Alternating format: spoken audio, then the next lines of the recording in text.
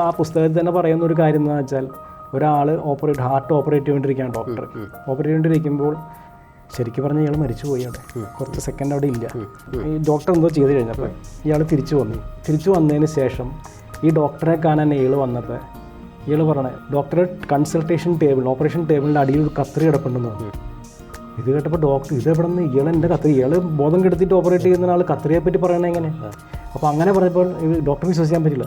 അപ്പോൾ നിങ്ങളെങ്ങനെ ഞാനിതിൻ്റെ മുകളിൽ നിന്ന് കാണുന്നുണ്ട്. പൂർവ്വജന്മം എബിസിലേക്ക് സ്വാഗതം. നമസ്കാരം. പൂർവ്വജന്മത്തെക്കുറിച്ച് അറിയാനൊരു ആഗ്രഹം എല്ലാവർക്കും ഉണ്ട്. നമ്മൾ നിരവധി ജ്യോതിഷന്മാരുമായിട്ട് ഇതിനെക്കുറിച്ച് സംസാരിച്ചിട്ടുണ്ട്. ഓരോ ഡയമെൻഷൻസാണ് നമുക്ക് കിട്ടിക്കൊണ്ടിരിക്കുന്നത്. എന്താണ് പൂർവ്വജന്മം? പൂർവ്വജന്മം ഉണ്ടോ? അതായത് പൂർവ്വജന്മം എന്ന് പറഞ്ഞാൽ ഇപ്പം നമ്മൾ എല്ലാവരും മനുഷ്യജന്മമാണ്. ഇത് മനുഷ്യജന്മമാണ്.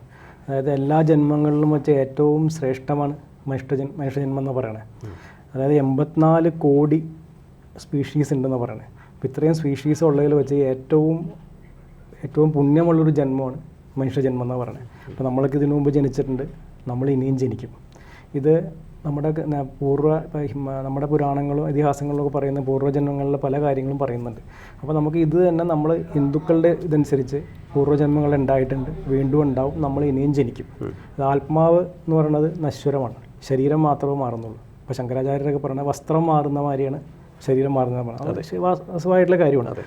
ഇതിപ്പോൾ ആധുനിക ലോകത്തെ സൈക്കാട്രിസ്റ്റുകളായ ഡോക്ടർ ബ്രയൻ വിൽസ്, ഡോക്ടർ ഐൻ സ്റ്റീവൻസൺ, ഇവരുടെയൊക്കെ റീബർത്ത് തിയറി ഉണ്ട്. ഇതൊന്നും ഇന്ന് വരെ ലോകത്ത് ആരും ചോദ്യം ചെയ്തിട്ടില്ല. അപ്പോൾ അതിനർത്ഥം ഇതൊക്കെ ഉണ്ട്. ഇപ്പോൾ ഡോക്ടർ ബ്രയൻ വിൽസ് എന്നൊക്കെ പറഞ്ഞാൽ അദ്ദേഹത്തിൻ്റെ മെനി ലൈഫ് മെനി മാസ്റ്റേഴ്സ് എന്നൊരു പുസ്തകം വേൾഡിലെ ഏറ്റവും ബെസ്റ്റ് സെല്ലറാണ്. അതിൻ്റെ മലയാള പരിഭാഷയൊക്കെ വന്നിട്ടുണ്ട്. അപ്പോൾ അതിൽ അദ്ദേഹം സൈക്കാട്രിസ്റ്റ് ആണ്. അദ്ദേഹം സൈക്കോളജിസ്റ്റ്. അപ്പോൾ അദ്ദേഹം ഹിപ്നോട്ടിസ് ചെയ്ത് 34 ജന്മം വരെ പോയിട്ടുണ്ട്. കാതറിൻ എന്നൊരു കുട്ടിയുടെ 34 ജന്മം വരെ പോയിട്ട് ചോദിച്ചിട്ടുണ്ട്. അപ്പോൾ ആ പുസ്തകത്തിൽ പറയുന്ന പല കാര്യങ്ങളെന്ന് പറഞ്ഞാൽ ഓരോ ജന്മങ്ങളിൽ എന്തൊക്കെയാണെന്നുള്ള ഹിപ്നോട്ടിസ് ചെയ്തിട്ട് മൈഗ്രേഷൻ മറ്റേ ഇതിനകത്ത് പോയിട്ടാണ് ഇതെല്ലാം കണ്ടുപിടിക്കുന്നത്. അപ്പോൾ അത്രയും ജന്മങ്ങൾ ഉണ്ടെന്നുള്ളൊരു തെളിവാണ്. 34 ജന്മം വരെ പോയി എന്ന് പറഞ്ഞാൽ അതുവരെ 34 ജന്മം കഴിഞ്ഞിട്ടാണ് ഈ കുട്ടി നമ്മുടെ മുമ്പിൽ ഇരിക്കുന്നത്. അപ്പോൾ അതൊരു വസ്തുത തന്നെയാണ് എന്നുള്ളത്. പിന്നെ എന്താണെന്ന് വെച്ചാൽ ഈ മരിക്കുന്ന സമയത്ത് ഓരോ കാര്യങ്ങളെന്ന് പറഞ്ഞാൽ അതിലിപ്പോൾ ഡോക്ടർ ബ്രയൻ വിൽസ് പറയുകയാണെന്നുണ്ടെങ്കിൽ ഒരു ബ്ലൂ ലൈറ്റ് വരുന്നതാണ് പറയുന്നത്. ഇത് കുട്ടി ഒരു ബ്ലൂ ലൈറ്റ് ഒരു കണ്ടിട്ടുണ്ടെന്ന് പറയുന്നത്. അപ്പോൾ ആ ബ്ലൂ ലൈറ്റ് വരുമ്പോഴാണ് ഏകദേശം ആ സമയത്താണ് ആൾക്കാർ മരിക്കുന്നതെന്നാണ് പറയുന്നത്. അദ്ദേഹത്തിൻ്റെ ഒരു വേർഷൻ.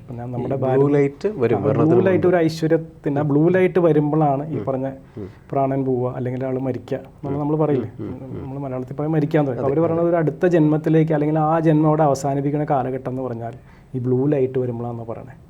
അപ്പോൾ ഇതിനകത്തൊരു ആ പുസ്തകത്തിൽ തന്നെ പറയുന്ന ഒരു കാര്യം എന്ന് വെച്ചാൽ ഒരാൾ ഹാർട്ട് ഓപ്പറേറ്റ് ചെയ്തുകൊണ്ടിരിക്കുകയാണ് ഡോക്ടർ ഓപ്പറേറ്റ് ചെയ്തുകൊണ്ടിരിക്കുമ്പോൾ ശരിക്കും പറഞ്ഞാൽ ഇയാൾ മരിച്ചു പോയി അവിടെ കുറച്ച് സെക്കൻഡ് അവിടെ ഇല്ല.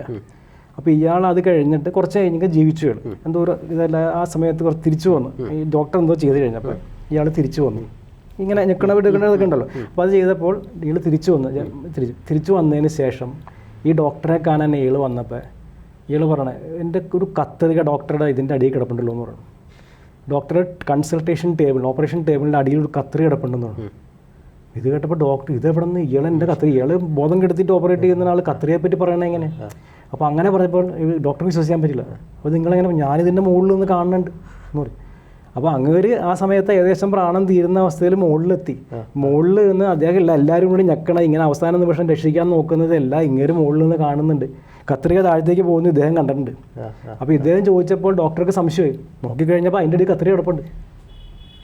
അപ്പോൾ അതിനടുത്ത് ഇങ്ങനെയുള്ള കാര്യങ്ങൾ നടന്ന സംഭവമായിട്ട് പുസ്തകത്തിൽ അദ്ദേഹം പറയുന്നുണ്ട്. ഡോക്ടർ ബ്രയൻ വിൽസ് പറയുന്നുണ്ട് ഇങ്ങനെ മൈഗ്രേറ്റ് ചെയ്തപ്പോൾ ഇങ്ങനെ പറഞ്ഞ ഇപ്പോൾ ഹിപ്നോട്ടിസ് ചെയ്തപ്പോൾ അയാൾ ഒരു ജന്മത്തിൽ ഇങ്ങനെ നടന്നിട്ടുണ്ടെന്നുള്ളത് പറഞ്ഞിട്ടുണ്ട്. അപ്പം അങ്ങേ അറ്റം വരെ പോയിട്ട് തിരിച്ചു വരുമ്പോഴും അപ്പോൾ അയാളാണ് പറഞ്ഞത് ഒരു ബ്ലൂ ലൈറ്റ് വരുന്നത് ഞാൻ കണ്ടു, പിന്നീട് അത് മാറിപ്പോയി, ഞാൻ ഇതിൻ്റെ മുകളിൽ വന്നിരുന്നു എന്നാണ് പറഞ്ഞത്. അപ്പോൾ അങ്ങനെ ചില കാര്യങ്ങളൊക്കെ നമുക്ക് നമ്മുടെ ബുദ്ധിക്ക് നമുക്ക് നിരീക്ഷിക്കാൻ പറ്റാത്ത ചില കാര്യങ്ങളൊക്കെ ലോകത്ത് നമുക്കുണ്ട്. അപ്പോൾ സംഭവം എന്നാൽ പൂർവ്വജന്മം ഉണ്ട്, ഇതിനു മുമ്പ് ജനിച്ചിട്ടുണ്ട്, വീണ്ടും ജനിക്കും. അത് കൃത്യമായിട്ട് ഇത് എല്ലാത്തിലും പറയുന്ന കാര്യങ്ങളാണ്. അപ്പോൾ അത് വലിയൊരു കാര്യം തന്നെയാണ്. ഇപ്പോൾ നമ്മുടെ ഇതിനകത്ത് ഇപ്പോൾ നമ്മുടെ മരണശേഷമുള്ള കാര്യങ്ങളൊക്കെ ഹിന്ദുക്കളുടെ പറയുന്ന ഏറ്റവും പ്രധാനപ്പെട്ട പുസ്തകം എന്ന് പറയുന്നത് ഗരുഡപുരാണമാണ്. ഗരുഡപുരാണം എന്ന് പറഞ്ഞാൽ ഭഗവാൻ വിഷ്ണു ഗരുഡന് പറഞ്ഞു കൊടുക്കുന്ന സംശയങ്ങളാണ്. അതായത് ഒരാൾ മരിച്ചു കഴിഞ്ഞാൽ എങ്ങോട്ട് പോകുന്നു, അല്ലെങ്കിൽ എന്താണ് ഇതിന് ശേഷമുള്ള കർമ്മങ്ങൾ എങ്ങനെയാണ്, അടുത്ത ജന്മത്തിലേക്ക് എങ്ങനെ കടക്കുന്നു, ഇങ്ങനെയുള്ള കാര്യങ്ങളെ പറ്റി പ്രതിപാദിക്കുന്ന ഈ പുസ്തകമാണ് ഗരുഡപുരാണം. അപ്പോൾ നമ്മുടെ ഇപ്പോൾ വിദ്യാരംഭം ബുക്ക് സ്റ്റാളിലൊക്കെ ചെറിയൊരു പുസ്തകം 65 രൂപ കിട്ടും. ഇത് നമ്മൾ അത്യാവശ്യം അറിഞ്ഞിരിക്കേണ്ട ഒരു പുസ്തകമാണ്. കർമ്മങ്ങളെ പറ്റിയൊക്കെ ഈ 16 ദിവസം കർമ്മം എന്ന് പറയില്ലേ, അതായത് മരിച്ചു കഴിഞ്ഞാൽ ആ സമയത്ത് അവിടെ നിന്ന് പ്രാണം പോയി കഴിഞ്ഞാൽ ഇദ്ദേഹം യാത്രയിലാണെന്ന് പറയണേ, യാത്രയിലാണ്. അതായത് അപ്പം തന്നെ യമദൂതന്മാർ വന്ന് കൊണ്ടുപോകുന്ന പറയണേ. അപ്പം ആ സമയത്ത് നമ്മൾ ഭഗവത് നാമൻ അല്ലെങ്കിൽ ഭഗവാന്റെ പേര് വിളിച്ചാൽ നേരെ അവരെ ഒന്നും ചെയ്യാതെ കൊണ്ടുപോകുന്ന പറയണേ. അല്ലെങ്കിൽ ഇവരെ കൊണ്ടുപോയിട്ട് ഒരു യാത്രയിലാണെന്ന് പറയണേ. 1 വർഷം വരെ യാത്രയുണ്ടെന്ന് പറയണേ. അപ്പോൾ 1 വർഷം പോകുന്ന യാത്രയിൽ പല യാതനകൾ അനുഭവിച്ചാണ് ഈ ആത്മാവ് പോകുന്നത്. ഇതിന് ഭക്ഷണമൊന്നുമില്ല. അപ്പോൾ അതാണ് നമ്മൾ കൊടുക്കുന്ന ബലി എന്ന് പറയുന്നത്. നമ്മൾ ചെയ്യുന്ന ബലി കർമ്മങ്ങൾ, ഇപ്പോൾ 16 ദിവസം ബലി എന്നൊക്കെ പറയില്ലേ, ഓരോ ദിവസത്തെയും ബലി ഈ യാത്രയിൽ ഇതിന് കിട്ടുന്ന ഭക്ഷണമാണെന്ന് പറയുന്നത്. അപ്പോൾ എന്തെങ്കിലും കഷ്ടപ്പെട്ട് പോകുമ്പോൾ കൊടുക്കുന്ന ഭക്ഷണം, അതാണ് നമ്മൾ 16 ദിവസത്തെ ബലി ചെയ്യണമെന്ന് പറയുന്നത്. 16-ാം ദിവസം അടിയന്തരം കഴിയേണ്ട പോകുള്ളൂ എന്ന് പറയില്ലേ. അപ്പോൾ ഇതിന് ഈ 1 മുതൽ 16 വരെയുള്ള ദിവസത്തിന് ഇത് യാത്രയിലാണ്. പിന്നെ അതിൻ്റെ കണക്കെന്ന് പറഞ്ഞാൽ ആണ്ടുബലി എന്നൊക്കെ പറയുന്നില്ലേ. ആണ്ടുബലി എന്നൊക്കെ പറഞ്ഞാൽ വർഷത്തിലൊരിക്കൽ അടുത്ത വർഷം ഇതേ ദിവസം മരിച്ച ദിവസം വരുമ്പോൾ ചെയ്യുന്ന കർമ്മമാണ് ആണ്ടുബലി. അതോടുകൂടി മാത്രമേ ഇതെല്ലാം പൂർണ്ണമാവുള്ളൂ. അതായത് ഇദ്ദേഹം യാത്രയിൽ ഇങ്ങനെ യാത്ര ചെയ്തുകൊണ്ടിരിക്കുമ്പോൾ, അതായത് ബ്രഹ്മാവിൻ്റെ 1 വർഷമാണ് നമ്മുടെ 1 വർഷമാണ് ബ്രഹ്മാവിൻ്റെ 1 ദിവസം. 1 ദിവസം കൊണ്ടാണ് ഈ കർമ്മങ്ങളൊക്കെ തീരുന്നതെന്ന് പറഞ്ഞത്.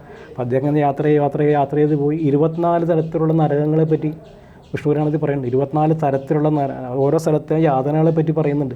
അപ്പോൾ ഇതെല്ലാം കടന്ന് വൈതരണി എന്നൊരു നദിയെപ്പറ്റി പറയുന്നുണ്ട്. അപ്പോൾ ഈ നദിയൊക്കെ കടന്നിട്ട് വേണം കാലൻ്റെ സ്ഥലത്തേക്ക് രാജ്യത്തേക്ക് ചെല്ലണം. അപ്പോൾ അതിൽ പറയുന്നുണ്ട്, അതായത് നല്ല ആത്മാക്കളാണെന്നുണ്ടെങ്കിൽ തെക്ക് വശത്തെ ഗോപുരത്തിൽ കൂടി വരുന്ന പറയണേ. അല്ലാത്തവർക്ക് വേറെ ഗോപുരങ്ങൾ പറയാം. അപ്പോൾ നല്ല കഷ്ടപ്പെട്ട് വരുന്ന ആൾക്കാർക്ക് 4 ഗോപുരത്തിൽ ഓരോ ഗോപുരത്തിൽ കടക്കുന്നതിനെ പറ്റി വരെ വിഷ്ണുപുരാണത്തിൽ ഗരുഡപുരാണത്തിൽ പറയുന്നുണ്ട്. അപ്പോൾ അതിൽ കൃത്യമായിട്ട് നമ്മൾ ഈ 1 കൊല്ലം കൊണ്ടാണ് ഇതെല്ലാം പൂർത്തിയാവുന്നത്. നമ്മുടെ ഹിന്ദുക്കളുടെ സംസ്കാരം അനുസരിച്ചുള്ള പുസ്തകത്തിലുള്ള ഒതൻറ്റിക് ആയിട്ടുള്ള പുസ്തകമാണ്. അതായത് ഗരുഡപുരാണമാണ് ഇതിന് മരിച്ചതിന് ശേഷമുള്ള എന്താണ് ആൾ എങ്ങോട്ട് പോകുന്നു എന്നുള്ളത്.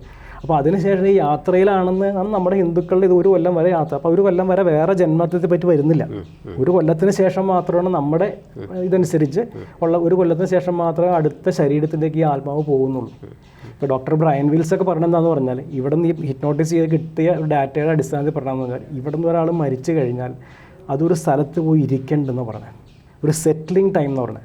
അത് അവനവൻ്റെ കാലത്ത് അവനവൻ്റെ ജന്മത്തിൽ അവരോട് ചെയ്ത തെറ്റുകുറ്റങ്ങൾ ഇതിനെപ്പറ്റിയൊക്കെ ഒരു ആലോചിച്ച് എല്ലാം മനസ്സിലാക്കി കുറേ കാലം സ്ഥലത്ത് ഇരിക്കേണ്ടെന്ന് പറഞ്ഞത്.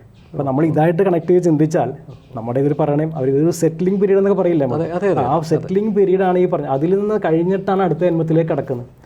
നമ്മുടെ ഇതിൽ പറഞ്ഞ 1 വർഷം വരെയുള്ള ഈ യാത്രയൊക്കെ കഴിഞ്ഞ് അവിടെ ചെല്ലുമ്പോൾ ചിത്രഗുപ്തൻ്റെ കണക്ക് പുസ്തകം ഉണ്ടെന്ന് പറയണേ. അത് ഇന്ന കാര്യങ്ങൾ ചെയ്തിട്ടില്ലേ എന്ന് ചോദിക്കുമ്പോൾ എല്ലാവരും ഇതെല്ലാം പ്രകൃതി തന്നെ ഇതിന് സാക്ഷിയാണെന്ന് പറയും. ഇല്ലെന്ന് പറഞ്ഞാൽ അവിടെ ചോദ്യം പറയും, ഇത് ചെയ്തിട്ടുണ്ടല്ലോ, ഇന്ന ദിവസം ചെയ്തിട്ടുണ്ടല്ലോ എന്ന് പറയും. അപ്പോൾ ഇതെല്ലാം കഴിഞ്ഞിട്ട് വേണം ഇദ്ദേഹത്തിന് വേറെ ജന്മം കൊടുക്കണോ. ഇനി ജന്മം കൊടുത്താൽ തന്നെ പക്ഷിയായിട്ടാണോ മൃഗമായിട്ടാണോ ഇതൊന്നും പറയാൻ പറ്റില്ല. ചെയ്യുന്ന തെറ്റുകളുടെ വ്യാപ്തി അനുസരിച്ചാണ് ശിക്ഷ എന്ന് പറയുന്നത്. ആ പുസ്തകം വായിച്ചാൽ നമുക്ക് പേടിയാവും. കാരണം ഒരു കാര്യം ഒന്നും ചെയ്യാൻ തോന്നുന്നില്ല. കാരണം എല്ലാം നേരെയാവാന്ന് പറയില്ലേ, അത് ആ പുസ്തകം ഓരോ വരുന്ന ശിക്ഷകളെ പറ്റി നമ്മൾ ആ പുസ്തകം വായിച്ചാൽ പിന്നെ ആരും ഒരു പണിക്കും പോകില്ല. എല്ലാ മര്യാദക്കാരുണ്ടാവുള്ളൂ ഈ ലോകത്ത്. അപ്പോൾ അത്യാവശ്യം അറിഞ്ഞിരിക്കേണ്ട ഒരു പുസ്തകമാണ് ഗരുഡപുരാണം. 65 രൂപയുള്ളൂ, വിദ്യാരംഭത്തിലൊക്കെ കിട്ടും. ഇത് ഓരോ ആൾക്കാരും അറിഞ്ഞിരിക്കണം. കാരണം നമ്മൾ ഓരോരുത്തർ ചെയ്ത് കൂട്ടുന്ന തെറ്റുകൾ ഇതെങ്ങനെയൊക്കെ ഇത് കഴിഞ്ഞ ചെയ്യുന്നൊക്കെ വിലയിടുന്നത്. അപ്പോൾ നമ്മൾ ജീവിച്ചിരിക്കുമ്പോൾ ഒന്നും അറിയില്ല. അപ്പോൾ പൂർവ്വജന്മം എന്നുള്ളതുണ്ട് തീർച്ചയായിട്ടും. ഇതെല്ലാം കൃത്യമായിട്ട് ഇതിന് കണക്കുകളുണ്ട്. ആധുനിക ലോകത്തെ ഇവരൊക്കെ ഡോക്ടർ ബ്രയൻ സ്റ്റീവൻസൺ അല്ലെങ്കിൽ ഡോക്ടർ ബ്രയൻ വിൽസൻ്റെ ഒക്കെ പുസ്തകത്തിലൊക്കെ പറഞ്ഞ ഇപ്പം നമ്മൾ ഇനി ജനിക്കും. കാരണം ആത്മാവ് നശ്വരമാണ്, ഇങ്ങനെ ജനിച്ചുകൊണ്ടേയിരിക്കും. ചിലപ്പോൾ വീണ്ടും അടുത്ത ജന്മം മനുഷ്യനായിട്ട് ആയിക്കൊള്ളുന്നില്ല, ചിലപ്പോൾ മൃഗമാവാം. ചെയ്യുന്ന കർമ്മങ്ങളുടെ അടിസ്ഥാനപ്പെടുത്തിയാണ് ഇതെല്ലാം വരുന്നത്. കാരണം എല്ലാത്തിനും ഈ പറഞ്ഞ 84 ലക്ഷം സ്പീഷീസ് ഉണ്ടെന്ന് പറഞ്ഞാൽ ഇതെല്ലാത്തിനും ജനിക്കണമെങ്കിൽ മനുഷ്യൻ തന്നെ കറങ്ങി വരുമല്ലോ. അപ്പോൾ അതിൽ പറഞ്ഞു വരുമ്പോൾ എന്ന് പറഞ്ഞാൽ ഏറ്റവും ഉത്കൃഷ്ടമായ ജന്മമാണെന്ന് പറയുന്നത് മനുഷ്യജന്മം. അതായത് ഇപ്പോൾ ഒരു മൃതശരീരം സംസ്കരിക്കാനുള്ള വഴിയില്ലെങ്കിൽ ആ സ്ഥിരമായിട്ട് മൃതശരീരം സംസ്കരിക്കുന്ന ഒരാളുടെ ആരാണെന്ന് അറിയാത്ത ഒരാളില്ല. ചോദിക്കാൻ പറഞ്ഞാൽ ആരുമില്ല, ഒരാൾ മരിച്ചു. ഇപ്പോൾ നമ്മൾ കോവിഡ് കാലത്തൊക്കെ നമ്മൾ കണ്ടതല്ലേ, ഒരു മതവുമില്ല, ഒന്നുമില്ല, എല്ലാം ഒറ്റത്തട്ടാണ്. അപ്പോൾ ഈ കർമ്മങ്ങൾ ചെയ്യുന്ന ആൾക്കാർക്ക് കോടി പുണ്യം എന്ന് പറയണേ. അതായത് നമ്മളൊന്നും അറിയാതെ ഒരാളെ നമ്മൾ അതിനുള്ള കർമ്മങ്ങളിലേക്ക് എത്തിക്കുന്ന ആൾക്ക് കോടി പുണ്യം, 1 2 1 കോടി പുണ്യം എന്നാണ് ഗരുഡപുരാണത്തിൽ പറയുന്നത്. അപ്പോൾ ഇത് ശരിക്കും ഉള്ള കാര്യം തന്നെയാണ്, ഇതിലൊരു സംശയവുമില്ല. പൂർവ്വജന്മം എന്നുള്ളതുണ്ട്. അത് 1 വർഷം കഴിഞ്ഞതിന് ശേഷം മാത്രമേ ജനിക്കുമെന്നുള്ളതാണ് നമ്മുടെ ഇത് പറയുന്നത്. പക്ഷെ എന്തായാലും ജനനമുണ്ട്, അതൊരു സംശയമില്ല, വീണ്ടും ജനനമുണ്ട്. ഇപ്പോൾ നമ്മുടെ ഇപ്പോൾ ഇതിനകത്തൊക്കെ തന്നെ മഹാത്മാഗാന്ധി അദ്ദേഹം നേരിട്ട് അന്വേഷിച്ച കേസാണ് ശാന്താദേവി കേസ്. ശാന്താദേവിയുടെ കേസ് എന്ന് പറഞ്ഞാൽ ശാന്താദേവി എന്നൊരു കുട്ടി ജനിച്ചു കഴിഞ്ഞപ്പോൾ ഈ കുട്ടി പറഞ്ഞെന്ന് പറയുന്നത്, അതായത് ശാന്താദേവി കഴിഞ്ഞ ജന്മം എൻ്റെ വീട് ഇതൊന്നും അല്ല എന്നാണ് അച്ഛനും അമ്മയോടും പറഞ്ഞു. കൊച്ചായിരിക്കും പോലെ ഈ കുട്ടി അച്ഛനും അമ്മയോടും പറഞ്ഞാണ് എൻ്റെ വീട് ഇതല്ല. അപ്പോൾ ആദ്യം ഒരു കണക്കാക്കിയില്ല, ഇപ്പോൾ കൊച്ചു കുറച്ച് വലുതായി 5-6 വയസ്സായി പറഞ്ഞു എൻ്റെ വീട് ഇവിടെ അല്ല അച്ഛാന്ന് പറയും. അപ്പോൾ മോളുടെ വീട് ഇവിടെ ഇന്ന സ്ഥലത്താണ് എൻ്റെ വീടെന്ന് പറയും. അങ്ങനെ അവർ അന്വേഷിക്കാൻ പോവാണ്. അന്വേഷിച്ച് അവിടെ ചെന്ന് കഴിഞ്ഞപ്പോൾ അവരുടെ പൂർവ്വജന്മത്തിലെ ഭർത്താവ് അവിടെ ഉണ്ട്. വയസ്സ് വ്യത്യാസമുണ്ട്, പൂർവ്വജന്മത്തിലെ ഭർത്താവ് അവിടെ ഉണ്ട്. അപ്പോൾ അവർ ഈ ഭർത്താവിനോട് പറഞ്ഞു എന്നെ മനസ്സിലായില്ലെന്ന് ചോദിച്ചു. ഇവർക്ക് ഇതൊക്കെ അറിയാൻ പാടില്ല, കുട്ടിയാണല്ലോ പറയണത്. എനിക്ക് മനസ്സിലായില്ല, നമ്മൾ അന്ന് ജീവിച്ചത് ഇങ്ങനെയൊക്കെയാണ്, ഇന്ന സ്ഥലത്ത് നമ്മൾ സൂക്ഷിച്ച സാധനം ഇവിടെ ഉണ്ടെന്ന്, പെട്ടിയിൽ ഇരിപ്പുണ്ടെന്ന് നോക്കാൻ പറയും. ചെന്ന് നോക്കിയപ്പോൾ സ്ഥലം അതാ.